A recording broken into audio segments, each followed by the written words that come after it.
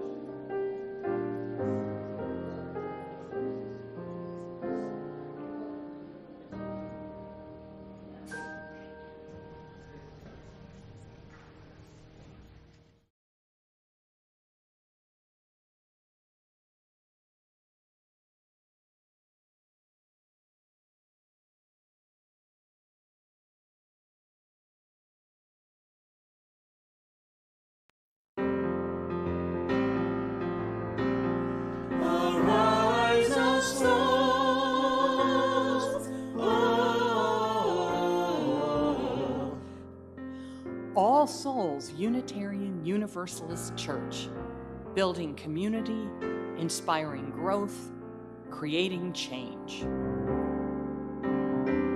Here in the heart of Kansas City, we come together to create this hour of shared reflection so that we might be renewed in courage for these times and inspired to lives of greater dignity, higher purpose, deeper generosity, and more effective action.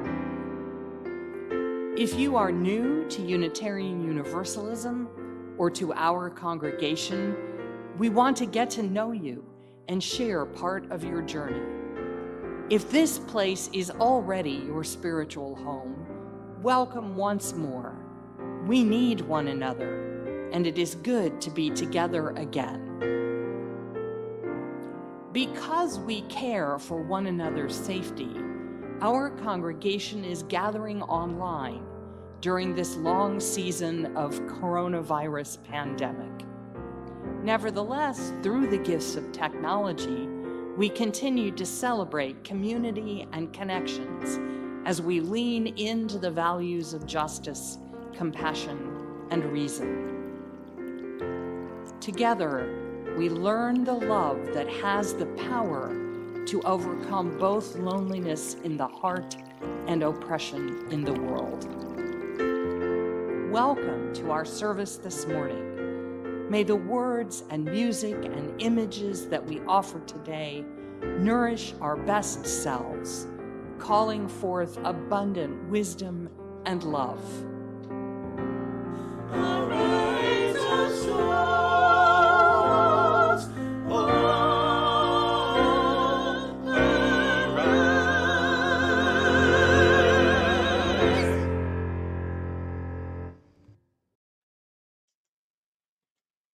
Good morning, and welcome to a new season of All Souls KC Online.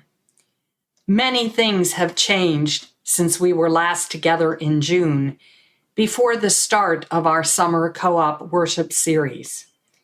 We had hoped that those would be the final weeks of our virtual gathering, but the Delta variant of the coronavirus has shifted our plans again.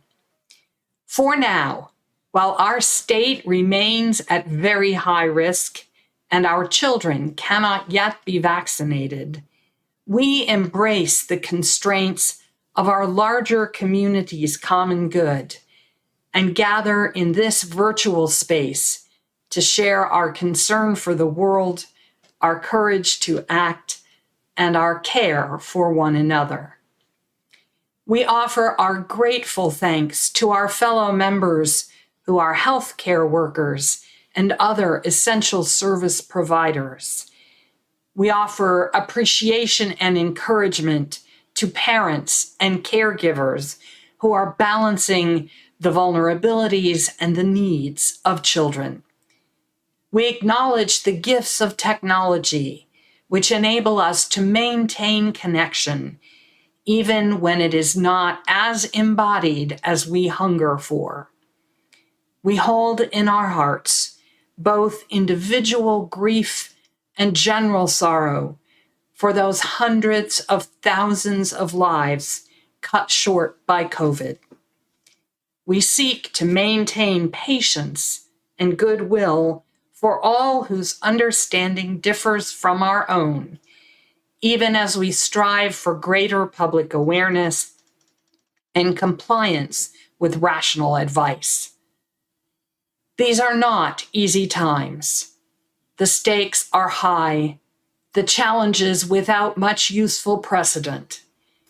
We gather together here not because we believe we have the assurance of answers, but because we share the urgency of these days and a commitment to the guidance of reason and the results of science as core values. We set aside this hour because in the midst of clamor and propaganda, we would return again to the still center of the Spirit, the place from whence inner calm, outer benevolence, and public peace all flow. May the path of reverent connection open for each of us once more, so that we may know our own heart's deepest truth and our neighbor's deepest needs. In that knowing, may we be a blessing and may we find ourselves blessed. My colleague, Reverend Suzelle Lynch, kindles her chalice with these words this morning. As we light this chalice,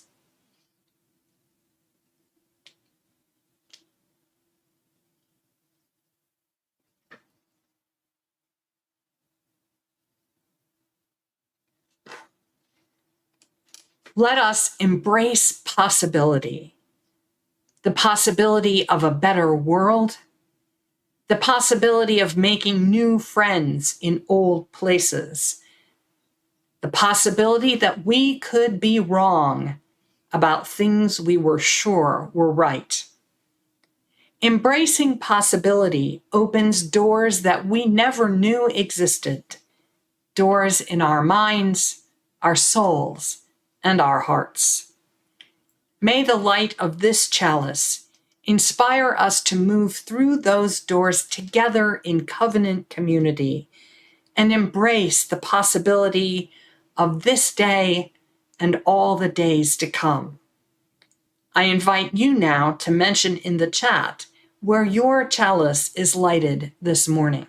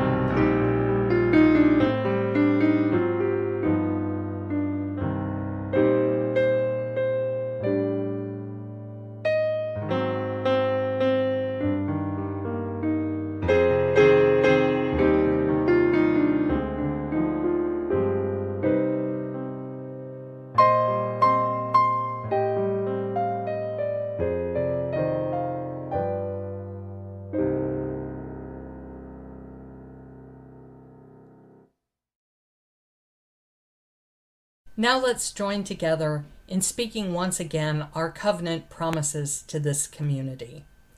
Together we affirm, goodwill is the spirit of this church, and service is its law.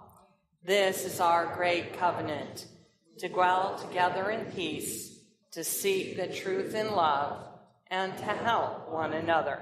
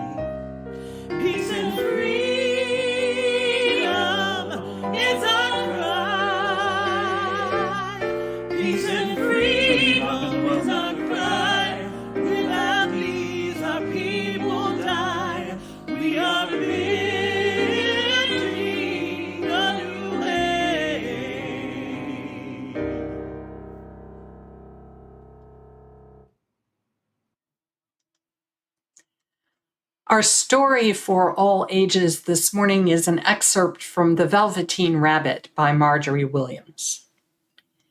There was once a velveteen rabbit, and in the beginning he was really splendid. He was fat and bunchy as a rabbit should be. His coat was spotted brown and white. He had real thread whiskers, and his ears were lined with pink satin. On Christmas morning, when he sat wedged in the top of the boy's stocking with a sprig of holly between his paws, the effect was charming. There were other things in the stocking, nuts and oranges and a toy engine and chocolate almonds and a clockwork mouse, but the rabbit was quite the best of all. For at least 2 hours, the boy loved him. And then aunts and uncles came to dinner, and there was a great rustling of tissue paper and unwrapping of parcels, and in the excitement of looking at all the new presents, the Velveteen Rabbit was forgotten. For a long time, he lived in the toy cupboard or on the nursery floor, and no one thought very much about him. He was naturally shy, and being only made of velveteen, some of the more expensive toys quite snubbed him. The mechanical toys were very superior and looked down upon everyone else. They were full of modern ideas and pretended they were real. The rabbit could not claim to be a model of anything, for he didn't know that real rabbits existed. He thought they were all stuffed with sawdust like himself, and he understood that sawdust was quite out of date and should never be mentioned in modern circles. Even Timothy, the jointed wooden lion, who was made by the disabled soldiers and should have had broader views, put on airs and pretended he was connected with government. Between them all, the poor little rabbit was made to feel himself very insignificant and commonplace, and the only person who was kind to him at all was the skin horse. The skin horse had lived longer in the nursery than any of the others. He was so old that his brown coat was bald in patches and showed the seams underneath, and most of the hairs in his tail had been pulled out to string bead necklaces. He was wise, for he had seen a long succession of mechanical toys arrive to boast and swagger, and by break their mainsprings and pass away, and he knew that they were only toys and would never turn into anything else.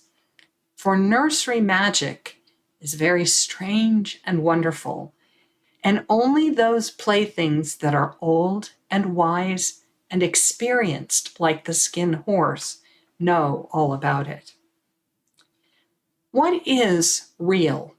asked the rabbit one day, when they were lying side by side near the nursery fender before Nana came to tidy the room. "Does it mean having things that buzz inside you and a stick-out handle?" "Real isn't how you are made," said the skin horse. "It's a thing that happens to you. When a child loves you for a long, long time, not just to play with, but really loves you, then you become real." "Does it hurt?" asked the rabbit. "Sometimes," said the skin horse, for he was always truthful. "When you are real, you don't mind so much being hurt." "Does it happen all at once like being wound up?" the rabbit asked, "or bit by bit?" "It doesn't happen all at once," said the skin horse. "You become. It takes a long time. That's why it doesn't often happen to people who break easily or have sharp edges or who have to be carefully kept. Generally, by the time you are real, most of your hair has been loved off and your eyes drop out and you get loose in the joints and very shabby. But these things don't matter at all, because once you are real, you can't be ugly, except to people who don't understand." "I suppose you are real?" said the rabbit. And then he wished he had not said it, for he thought the skin horse might be sensitive. But the skin horse only smiled.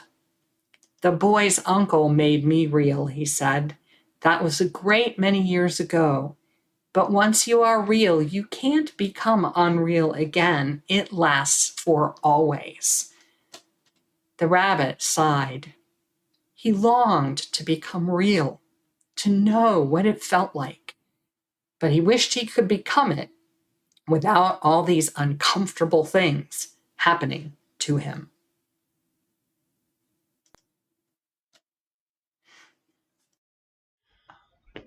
Good morning. Together with Diane Cassidy, I am making today's offertory request. When our church building closed in March 2020, it was not completely shuttered. The hunger outreach team kept working at church in masks, keeping socially distant with lots of germ-killing wipes and spray to keep the volunteers safe. Over the months, their work expanded because during this pandemic, the number of people with no place to live and who are food insecure has grown. The team basically commandeered Conover to meet this need. It has been a very good thing. All Souls has always been committed to social justice, and this is the most concrete, ongoing activity that's ever happened in the nearly 40 years that I have been at this church. So, the Facilities Committee began to look at how the church could help continue this important work and also have Conover ready as a gathering space for the congregation when that wonderful day comes we can be together again. In May of this year, with board approval, we undertook changes and improvements to provide dedicated storage for hunger outreach and to make other parts of our building more functional and attractive.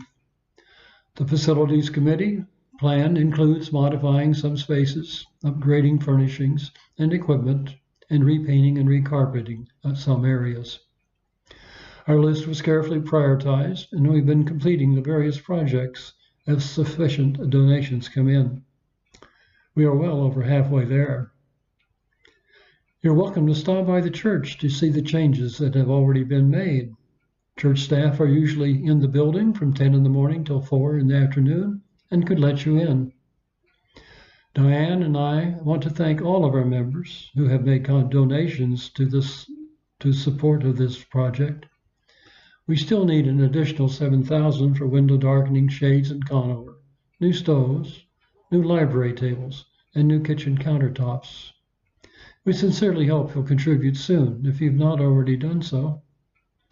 Today's offering will now be taken and gratefully received. Thank you.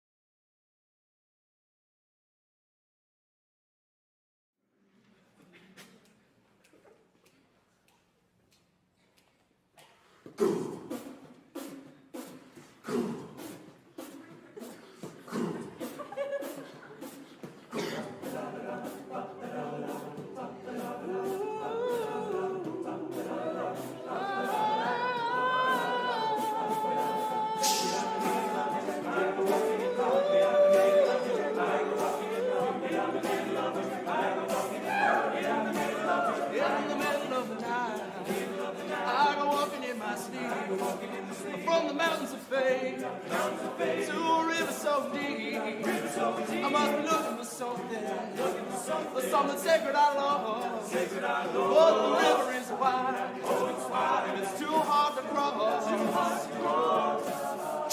though I know the river is wide, I walk down every evening, trying to cross to the opposite side so I can find what it is I've been looking for.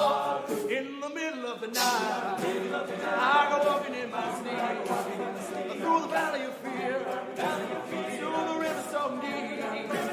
I must be looking for something, take it out of my soul, something I'll never lose, something somebody stole.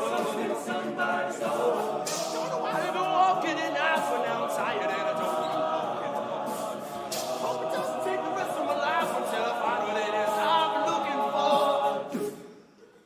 In the middle of the night, I go walking in my sleep, through the jungle of town, to the river so deep.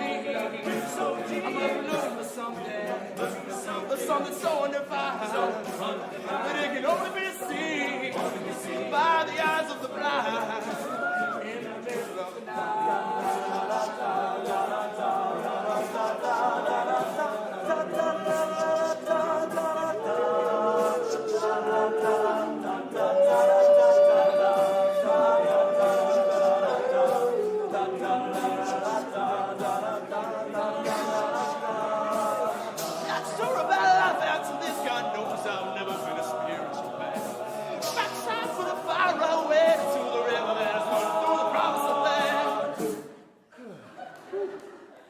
in the middle of the night, I go walking in my sleep, through the desert of truth, through the river so deep, we all in the ocean, we all stand in the street, we all carried along, our river of dreams, in the middle of the night.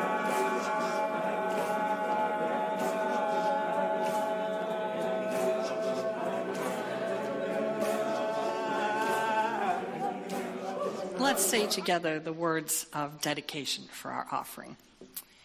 We dedicate our offerings and our actions to the mission at the heart of this congregation, to build a respectful, caring community, to inspire personal and spiritual growth, and to create change toward a just and compassionate society.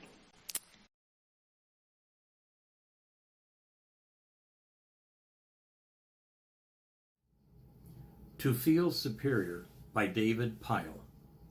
So, I used to be a conservative Republican, and not that long ago when you think about it. I will admit I voted for the first term of George W. Bush. I watched Fox News obsessively, listened to Hannity and Limbaugh on the radio, and even called in to both shows a few times. Some of my circles of friends in those days overlapped with white supremacist and militia groups. My point is this: I understand the radicalized right of American politics because I was one. And that is why I have so little patience for them now, for the mostly white men under 50 who show up at white supremacist rallies in order to feel morally, inherently superior to someone, to anyone, because that is it at its core. It is about feeling superior. It is about feeling better than and having that affirmed by all that is around you. It is about fragile, childish ego. This is why it is so confusing to members of the radicalized right when you call them a racist. Because it is about being better than, in so many ways, more than race. It is about being superior to people of color, but also being superior to women, to the overeducated, to the takers, to the suits, to the sheeple, and to white liberal male cucks like me. Really about being superior to everyone except the people most like you. And the only people you look up to are those most like you who have been affirmed by wealth as the outward sign of success. I don't know the way out of the trap of needing to feel superior. It is a trap deeply rooted in humanity, one that is especially virulent right now in a whole generation of American white males. It has always been in white men in this country, but the cultural assumptions that have long affirmed the superiority of white men are falling away. And so it is becoming more angry and brittle. And the need for superiority is not just in white men, far from it. It is an inherently human dynamic, and it is just that it is manifesting in many radicalized white men right now in a way that is deadly to people of color, to women, to transgendered persons, and to other nations. I say I don't know a way out of the trap of needing to feel superior, and I don't. I still struggle with it every day. On bad days, it manifests in my impatience with the radicalized right itself and my feeling superior to the communities of color I used to be a part of. But on good days, on my best days, that feeling of superiority attaches to my memories of who I was back then. On my best days, my inherent need to feel superior drives me to be a better person, better than I was the day before, so I can feel superior to the previous me. And my best days, I can do that without shame. I say this not to excuse the radicalized right. Lord knows my natural inclination toward previous incarnations of my less aware self are derisive scorn and anger. But I think it is important to understand that the core motivation for most of the radicalized right is not some formed racial or political theory. It is not even a vision of the future. It is an emotional need to feel superior to someone, to anyone, to everyone. As the culture affirms that superiority less, the radical right will lash out to assert it more. Therefore, it must be contained to prevent it from killing people until it adapts.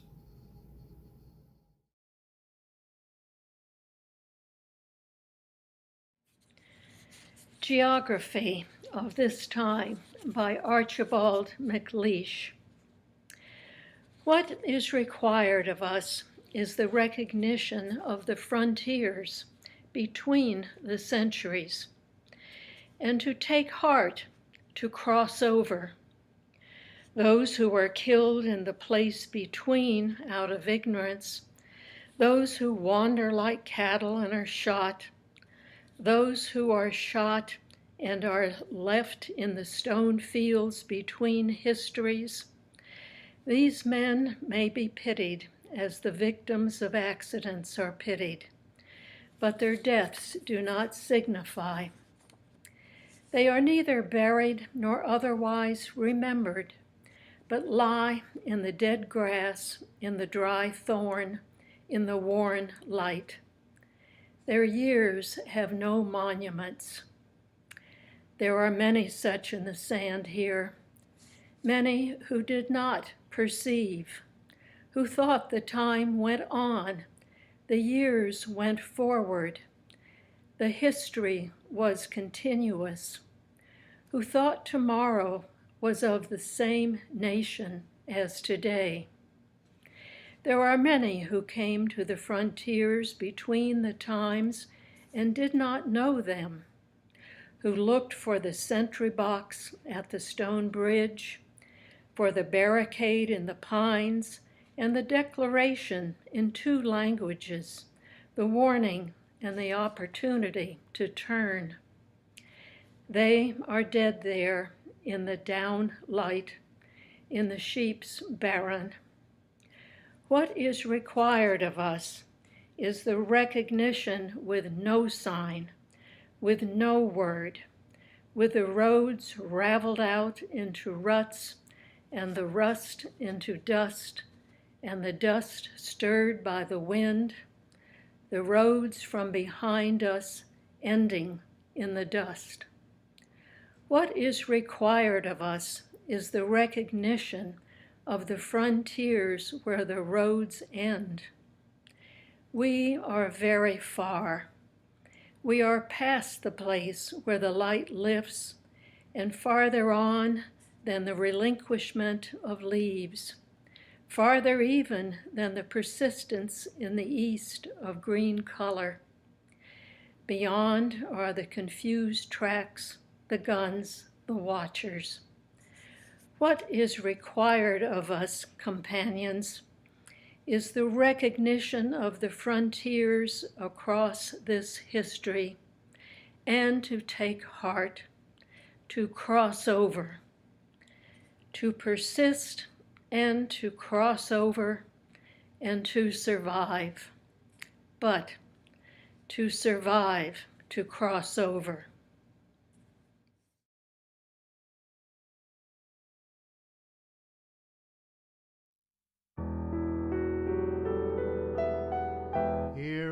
these times of change, when human bonds are strained, in words of old we look for help again. Where are the ancient paths? Where is the peace that lasts? We look for truth, we look for hope again. We have been shown the way in Micah 6:8. Do justly, love mercy, walk humbly with your God. Do justly, love mercy, walk humbly with everyone. Now in these days of war, when nations fight then mourn, in words of old we look for help again. Let go of pride and greed, let every slave be freed, then look for truth and look for hope again. We have been shown the way in Micah 6:8. Do justly, love mercy, walk humbly with your God. Do justly, love mercy, walk humbly with everyone. This is the good way, we will walk in it. This is the good way, let us walk in it. This is the good way, we will walk in it. Do justly, love mercy, walk humbly with your God. Do justly, love mercy, walk humbly with your God. Do justly, love mercy, walk humbly with everyone.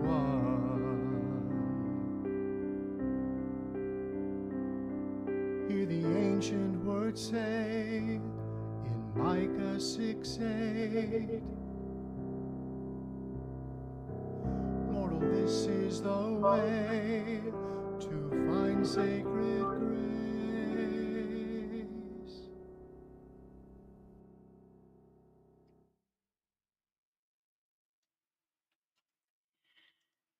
There are times when the first thing that a preacher has to do is to make the case for their problem. What is it that is so wrong with the world or wrong with ourselves that we somehow ought to be paying attention to? We need to understand what it is that needs fixing if the proposed fix is going to make any sense. Especially in a community of relatively prosperous and reasonably powerful people, sometimes you really have to convince the folks that they actually have enough trouble to be in need of a solution. I don't think I need to make a case for the problem that we share this morning. It is staring us right in the face, destroying much of our comfort in the once taken for granted spaces of our lives. The COVID-19 virus and its variants have turned most of our lives, particularly our shared public life, upside down and inside out. I'm thinking I don't have to persuade you that this is an issue. It's not much of a mystery either what we ought to do about this problem on a strictly practical, material, rational level. Get vaccinated, get tested, wash your hands, wear a mask, stay home if you can, take precautions if you are going out. There is nothing new we need to say about any of this. Whether or not we are willing to do it, we know what we ought to do and not do. A 30-second public service announcement would be sufficient to remind us all if we needed to be reminded. But there is another level to be considered, something less tangible perhaps, but no less real. The disruptions we have been experiencing for a year and a half now are more than just logistical inconveniences, and their solutions are going to call for more than investing in a better mask or patronizing outdoor food service establishments. Religious institutions have little expertise to offer on the practical level. We can strive to set a good example and advocate for the common good, but we have no special medical or scientific insight to bring to bear. What we are supposed to know something useful about are subjects like morality and meaning-making and grief. And I want to suggest this morning that before the pandemic is done with us, we are going to need to confront some challenges in those areas, and that our faith communities are going to be tested in their ability to help us address some of these questions. Questions of the Spirit. Such as, for example, what is now required of us? Wear a mask and get vaccinated is one sort of answer and correct as far as it goes, but it does not offer much help with the experiences of existential isolation and dread, of profound grief and trauma, of cosmic disillusionment and distrust that follow the coronavirus like a Greek chorus of lament and panic. Just as the church has little to offer in the way of reliable medical advice, so the CDC is not assigned to provide answers to the soul questions that arise at such a moment as this. Such questions always arise in the wake of public crisis events. Recall, for example, the Lisbon earthquake of 1755, which, along with the subsequent tsunami, utterly destroyed Portugal's capital and most populous city, leaving a death toll between 30 and 50,000 people. Many worshipers at Catholic churches for All Saints' Day services were killed when the buildings collapsed on top of them. The port of Lisbon was a hub of international shipping and trade, so all of Europe as well as the colonized lands quickly learned the extent of the catastrophe, which generated a continent-wide conversation about the meaning of human suffering and tragedy. The philosophe Voltaire was only one of many famous commentators who saw Lisbon as a case in point against both conventional church doctrines about the justice and mercy of God and Enlightenment claims for the power of science and human reason to create security and happiness for all people. Long after the relative wealth of the nation had rebuilt a new planned harbor and city, long after merchants had regrouped and trade was again flourishing, both religious and social philosophers who had never set foot in Lisbon struggled to reconcile their grand conceptions of the universe with the undeniable reality of that city's lived trauma. A wave of atheism spread across Europe's intellectual elites, but soon collapsed into deism, the more respectable theory that a creator God did exist, but having set the universe into motion, did not thereafter interfere in its operations, either to punish or to rescue humanity. Or consider the granddaddy of all pandemics, the bubonic plague outbreak of 1347 to 1352. While the data are based on much interpolation and guesswork, it is thought that the Black Death killed 30 to 40 million people in Europe, and perhaps as many as 75 to 100 million worldwide. The total global population was reduced by 1/3, and in many areas it was by more than half. It took most of the succeeding century for populations to return to the levels of the early 1340s. Since no one at the time appears to have been at all aware of the vector by which the plague was spread, which we now know to be fleas hosted by black rats, neither medical experts nor religious authorities were able to predict or explain it. In some places, the death rate was so fast that it became impossible to give all the dead and dying the customary religious observances. Venal local priests began attending to those who could pay best, leaving the less well-off to unceremonious burials in common mass graves. And since they, as well as their more charitable colleagues and also doctors, died with equal randomness to all other people, it became harder to argue that the disease was some expression of God's special wrath. It would take a century and a half to come to fruition, but it is arguable that the Protestant Reformation's earliest roots lie in the inability of the Catholic Church to respond in a meaningful or comforting way to the trauma of Europe's encounter with the Black Death. Such events have very practical, direct and indirect consequences, but they also raise issues that do not necessarily go away even when the event itself is past. We see this in our own generation with the recent 20th anniversary of the 9/11 attacks. The debris are long since cleared away. Osama bin Laden is a historical footnote. The children are grown.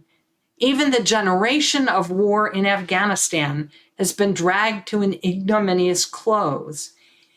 But the implications of what that event means for American self-understanding and our role in the community of nations still remain debated. Human beings are just not comfortable with ambiguity and lack of clarity. We prefer our public narratives to carry definitive conclusions, even if only so that we can personally disagree with them. Many of the 14th century plague survivors decided that what they needed to do about it was either to find ways to appease an angry God and or to fix an incompetent church. The pundits of the 18th century used the Lisbon disaster to propose removing religious dogma from the intellectual explications of public events. Now, the questions begin to be framed about how we, in our time, are going to draw meaning out of the COVID-19 pandemic, including what we might be called upon to do because of it. It seems clear to me that one of the deep reconsiderations initiated by this emergency with its enforced isolation is a differentiation between what is truly essential for our survival and well-being versus what is required to sustain the way of life to which we were accustomed before February 2020. What do we actually need to live, to be sustained over time, or even to actually thrive? Is it really everything that we had and did before just because it then seemed possible? And of course, the other side of the coin, which I'm sure that I, among others, pondered rather less often, what is actually required of us? What, if anything, do we owe the world just because we are here now? What do we need to contribute to the common good in order to be an equitable, responsible member of collective society? The 20th century American quest to define and obtain success, primarily through individual prosperity and the accumulation of popularity and power, appears not to have prepared us well for the kinds of constraint imposed by this virus. And I realize, as I consider it, that where I find wisdom around these questions now is in the classics, the ancient Hebrew prophets, the poets of the European great wars, and even a beloved children's nursery tale. There is a connection, I think, between the wisdom offered by the skin horse to his velveteen friend in the playroom and my UU military chaplain colleague David Pyle's confession of the allure of superiority offered by the culture of the radicalized right. The skin horse was wise, it is said, because he had seen a long succession of mechanical toys arrive to boast and swagger and by break their mainsprings and pass away, and he knew that they were only toys and would never turn into anything else. And what he tells the daunted little rabbit is that becoming real is a function of being loved and takes a long time. That's why it doesn't happen often to people who break easily or have sharp edges or who have to be carefully kept. What is required of us in these COVID crisis days, as another of my colleagues says, is to be less brittle. If we break easily or have sharp edges or have to be carefully kept, we aren't going to get through this to the other side, to the new world that we who survive are going to have to create together. What is required of us, says the early 20th century poet Archibald MacLeish, is the recognition of what he calls the frontiers between the centuries. With no signs or barricades or written warnings, we must see that we have crossed a threshold from one era into another, and understand that tomorrow is not of the same nation as yesterday, or even today. No matter how much we yearn for the nostalgia of what has been, the familiar, the well-paved roads, what is required of us now is to take heart, to survive, and to cross over into the new, unmarked chapter of human experience. The risk, he reminds us, is real. There are many who came to the frontiers between the times and did not know them. They are dead there in the downlight, in the sheep's barren. Such casualties may be pitied, but they have made no contribution to the future. What is required of us, the discernment and the courage to act on it, are not optional. The consequences are mortal, and today our hospitals are filled with them. What is required of us is to be less brittle and to cross over, to persist, to survive, to recognize the frontiers across history, and to choose, in spite of our confusion and the roads ravel out into dusty tracks, to go forward into a new era and be willing to build a world of new, previously unknown possibilities. What is required of us? To be less brittle, to recognize the frontiers of history and be willing to cross them. And I think still the words of the prophet Micah ring also true down the centuries. What should we bring as a sacrifice to acknowledge the righteousness of our God? Shall we honor the Holy One with burnt offerings, with yearling calves, or 1,000 rams, or 10,000 rivers of olive oil? Must I offer my firstborn for my transgression, the fruit of my body for the sin of my soul? The Almighty has shown you, O mortal, what is good. And what is it that is required of you?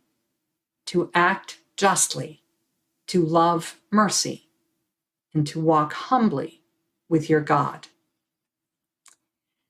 I think you have to hear the snark in the first verses when the questioner suggests that there is no satisfying this unreasonable deity who is forever complaining about people who just cut a little corner here and there trying to get by in a difficult world.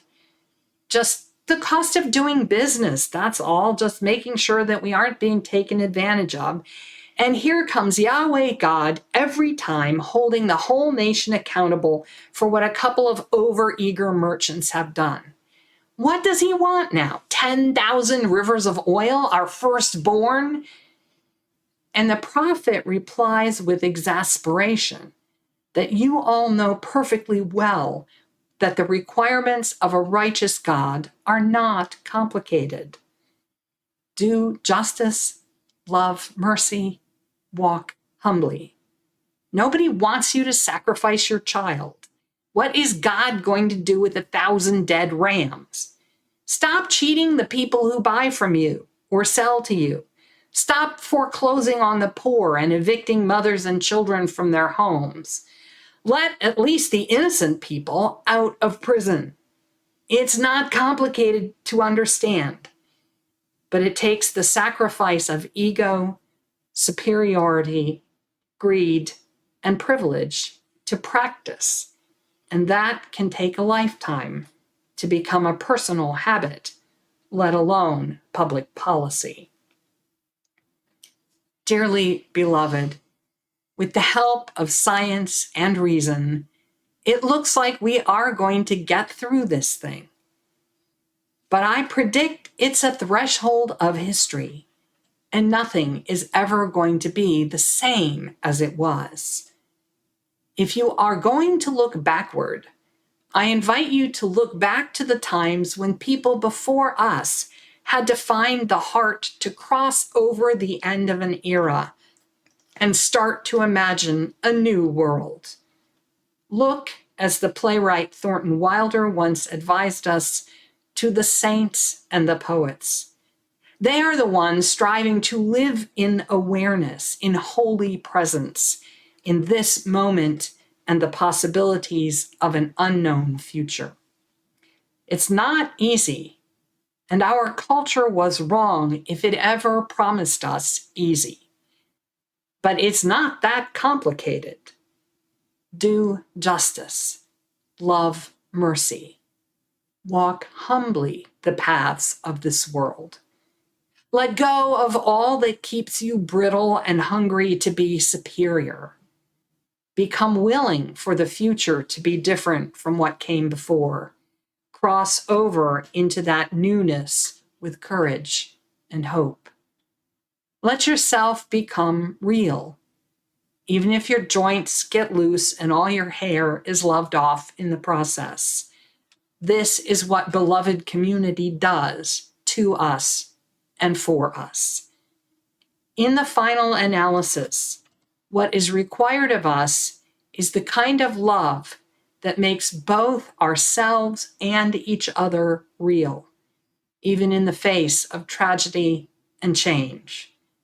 No matter what the future holds, justice and mercy, humility and hope, courage and love have always defined the best of our humanity and always will. Let's sing together.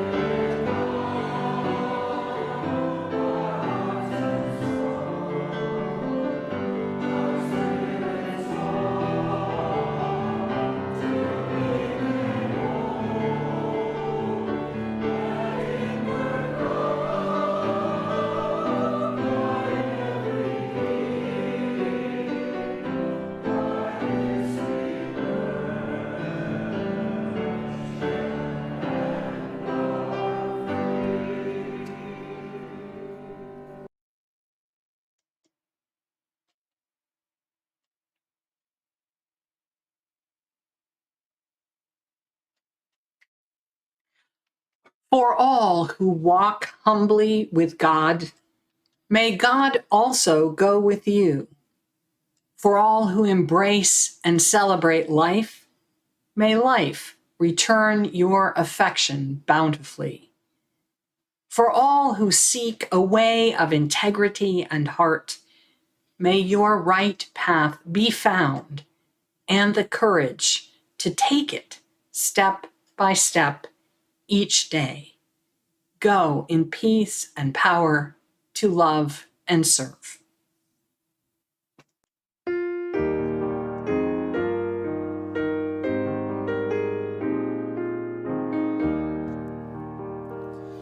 The art of religion, which like sunshine goes everywhere, its temple of space, its shrine the good heart, its creed all truth, its ritual words of love.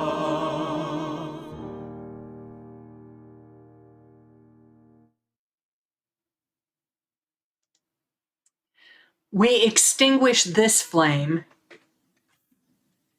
but not the light of truth, the warmth of community, or the fires of commitment. For all these we carry in our minds and hearts until the time shall come when we will be together again. Thank you for being part of our service this morning. You're invited to join us now for virtual conversation and fellowship on our All Souls Zoom page. You can find a link in the comments here or at our All Souls website homepage. If you have ordered a Sunday Plus meal, don't forget to pick it up this afternoon starting at 2 o'clock. The Board of Trustees invites you to fill out a quick survey about your preferences for COVID safety practices as we consider when and how to resume in-person worship and gatherings. We hope you will be with us online again next week, when we will consider the human tendency to imagine both perfect and ruined worlds, especially in our own religious tradition, and what we can learn from that envisioning process. Until then, I hope you will take care, stay safe, and be well this week.